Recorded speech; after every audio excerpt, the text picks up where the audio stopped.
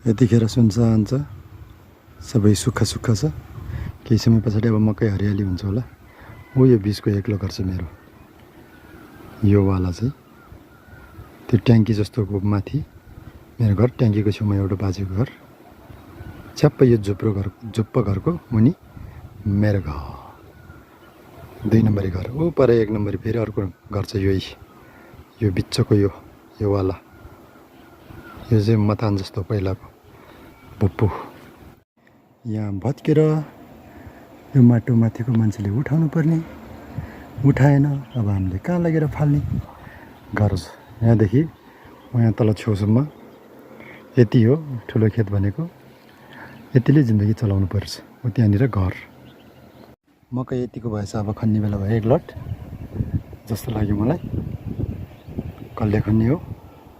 यो छरेको मकै कोही ठाउँमा बचाङ बुचुङ छ, कोही ठाउँमा छैन। छरेपछि यस्तै हो। पहिला जस्तो हलो जोतेर टुङ टुङ टुङ हाल्ने चलन छैन, अहिले ट्र्याक्टर हो।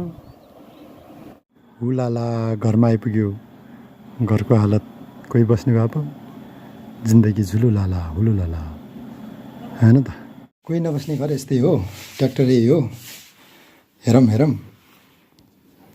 5 जना मिलेर किनेको ट्र्याक्टर, घर यस्तै छ। मन पऱ्यो कि परेन? सुटकेस पनि रहेछ भाइको। अनि यतापट्टि बाहिर हो, खेत यहीँ छ। कक्कलाई ल यता आउनु मन लाग्यो आउनु होला।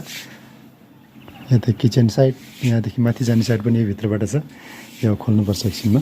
पहिला म तल गएर काम गरेर सिधै आउँछु।